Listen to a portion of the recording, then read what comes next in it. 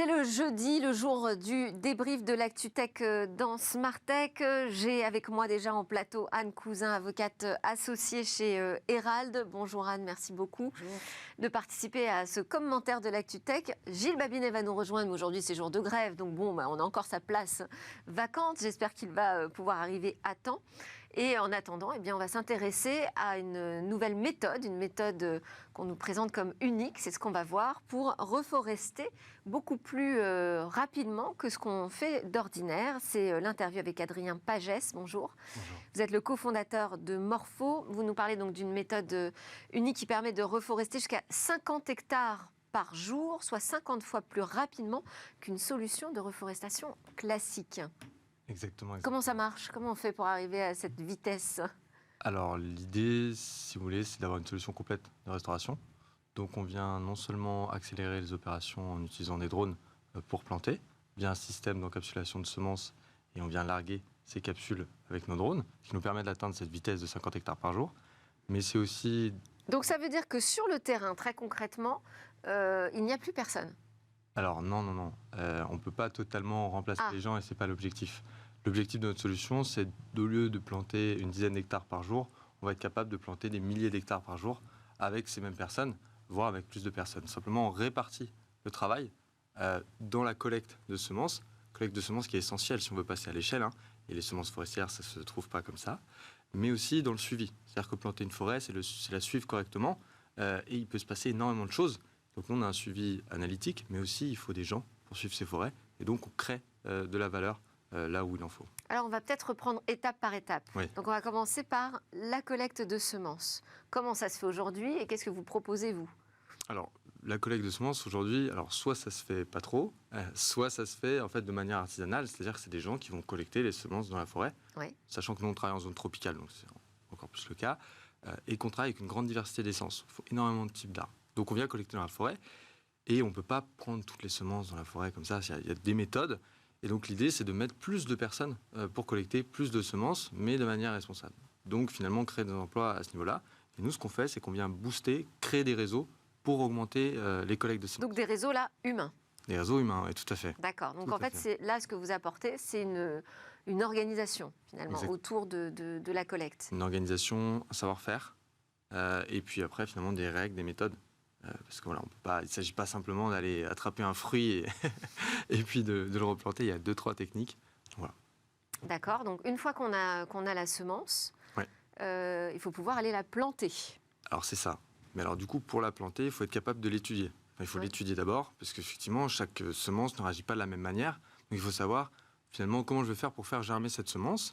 Est-ce qu'elle va être adaptée au sol sur lequel je vais la planter? Puis éventuellement, est-ce qu'elle va être adaptée aux différents climats dans lesquels je vais la planter? Et aux différentes essences avec lesquelles je vais la planter. Une fois qu'on a fait ça... alors ça, cette analyse, comment vous procédez? Alors ça, on a un laboratoire. Alors on travaille avec des laboratoires publics, donc au Brésil et en France, avec lesquels on fait de la recherche, on met en place des tests.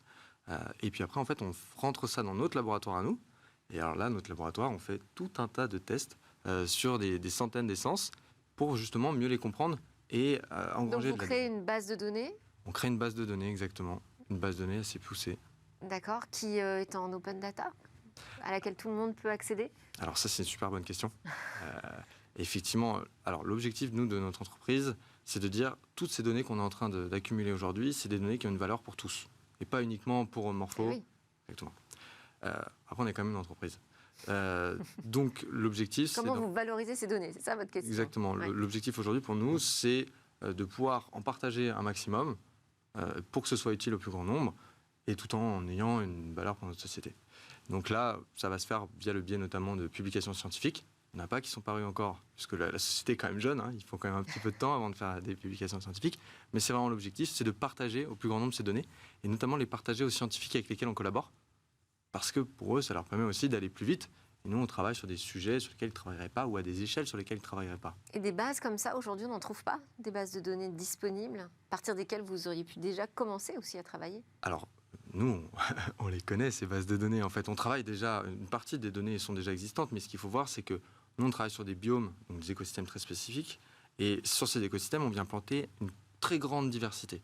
Ce qui fait que là où il y a 5, 6, 7 essences qui ont été étudiées, nous, on va en étudier 150. Ouais. et on va en intégrer des nouvelles. Et l'objectif, justement, c'est d'accroître la connaissance sur ces écosystèmes, parce que si vous voulez restaurer une forêt, notamment en milieu tropical, il va falloir étudier énormément d'essences, et c'est très très complexe. Donc il faut vraiment Donc là, un vrai travail. il faut avoir de la capacité de calcul, des data scientists qui savent manipuler des données. C'est-à-dire que vous rentrez dans le champ des, si je puis dire, le champ des agritech. Alors c'est ça, alors on appelle ça le pôle agritech d'ailleurs. Ouais. Mais en fait, c'est d'un côté, finalement c'est des ingénieurs agronomes et des forestiers qui font pousser. On fait pousser des plantes, hein, et on étudie leur comportement, leur état de santé, leur niveau de croissance, l'état de santé des sols, etc. etc. Bon, puis aussi on fait de la microbiologie, je ne vais peut-être pas trop rentrer dans les détails. Et après on a un autre pôle qui là, effectivement, mais rentre là-dedans, qui fait donc de la data science. Et là c'est de l'analyse d'imagerie drone, d'imagerie satellite pour suivre, pour analyser les sols avant de planter, et puis pour suivre les plantations sur le long terme. Alors, on va reprendre les étapes, parce qu'avant le suivi, donc, il y a quand même la plantation. Donc là, vous nous dites, aujourd'hui, nous, on a des drones qui sont capables, en fait, de planter, enfin, de laisser tomber. Donc, ce sont des capsules, c'est ça, qui contiennent des semences. C'est ça. Alors, du coup, l'idée, c'est qu'on a un catalogue de semences. On vient ensuite analyser les terrains sur lesquels on vient planter. Ouais. Et cette analyse de terrain nous permet de comprendre quels sont les sols de surface, la topographie, l'hydrographie. Et on combine ces données pour créer des schémas de plantation. Donc l'idée, c'est de dire, d'accord, on va aller planter 1000 hectares de surface, mais ces 1000 hectares ne sont pas uniformes, ne sont pas homogènes. Donc il faut qu'on puisse adapter notre plantation. Et quand on dit adapter notre plantation, c'est adapter la densité, c'est adapter aussi du coup les schémas, et puis aussi adapter le mix d'essences qu'on vient planter. Donc en gros, d'un mètre carré à un autre mètre carré, même si je grossis un peu le trait, on ne plante pas du tout la même chose. Et c'est pour ça que ça marche. Et comment on plantait jusqu'ici? Comment on replantait des arbres? Et comment vous y prenez? Et alors justement, jusqu'à maintenant, on plantait manuellement. Manuellement. La plantation par plan, ou sinon la plantation par semi direct, c'est-à-dire je jette les graines. Ouais. Mais ça ne marche pas très bien de jeter les graines, et la plantation par plan fait qu'on ne peut pas accéder à toutes les zones. On ne plante généralement que des arbres, et puis c'est un travail qui est extrêmement pénible, extrêmement long, et souvent en fait il n'y a pas assez de gens pour le faire. Donc nous, ce qu'on vient faire, c'est qu'on vient utiliser les drones. Et les drones, l'avantage du drone, c'est que le drone va partout, extrêmement rapidement, et il plante de manière précise. Les schémas de plantation qu'on a réalisés... Ils sont pilotés à distance, ou ils ont déjà leur plan de vol et ils sont en automatique? Ils sont automatiques. Le drone est automatique, il y a toujours un pilote, hein, parce que si jamais il y a un problème, il faut qu'il y ait un pilote, c'est obligatoire. Mais le drone vole tout seul et vole en suivant nos schémas. Donc on sait exactement ce qu'on a planté, et après on peut suivre correctement. Et la capsule, du coup là-dedans, elle permet justement... si on lâchait les graines comme ça ne marcherait pas. Mais par contre, la capsule, elle nous permet de pré-germer les graines, c'est-à-dire que les graines commencent à pousser, à germer, et elle vient protéger les semences, elle vient leur fournir des nutriments et des ressources hydriques, ce qui est essentiel sur les premiers stades de croissance. Elle vient aussi introduire dans la capsule des micro-organismes. Donc là, en fait, c'est des champignons, des bactéries qui sont naturellement présents dans les sols, mais souvent dans les sols dégradés, il y en a moins. Et ces champignons, ces bactéries rentrent en symbiose avec les plantes. Et ces symbioses-là vont permettre aux plantes de pousser plus rapidement et d'être plus résilientes. Et ensuite, cette capsule s'auto-détruit, se dégrade, et les racines de l'arbre peuvent prendre toutes seules. En fait, elle est naturelle. Il n'y a pas besoin d'intervention humaine. Non, elle est naturelle, cette capsule. Donc, en fait, cette capsule, c'est un substrat de culture. Donc, la plante pousse. Elle pourrait ne pousser que dans la capsule, mais il y a un moment, elle serait un petit peu limitée. Et l'idée, c'est que justement, elle fasse une connexion avec le sol, et la capsule disparaît totalement. Impressionnant. Et alors ça, donc vous recréez des forêts finalement. Vous nous parlez de milieu tropical. Vous ne faites pas du tout en France? On n'a pas besoin aujourd'hui de replanter des arbres en France? Alors là, en France, on est quand même en discussion avec quelques acteurs, puisqu'il y a la forêt française évolue. Je pense et puis il y a pas mal de problématiques, de feux, de maladies, dépérissements, puis de dérèglement climatique. Donc, mais aujourd'hui, effectivement, nos solutions peuvent être appliquées, notamment post-incendie. Là, on peut intervenir extrêmement rapidement, sachant que c'est des moments... On a vu que l'été dernier... Exactement, où il faut planter, en fait, dans ces moments-là. Donc nous, on peut intervenir à ces moments-là. On peut intervenir aussi pour, justement, diversifier nos forêts. Des fois, une monoculture, on peut rajouter des essences qui seront adaptées. Mais alors, pour le faire, qu'est-ce qui vous manque?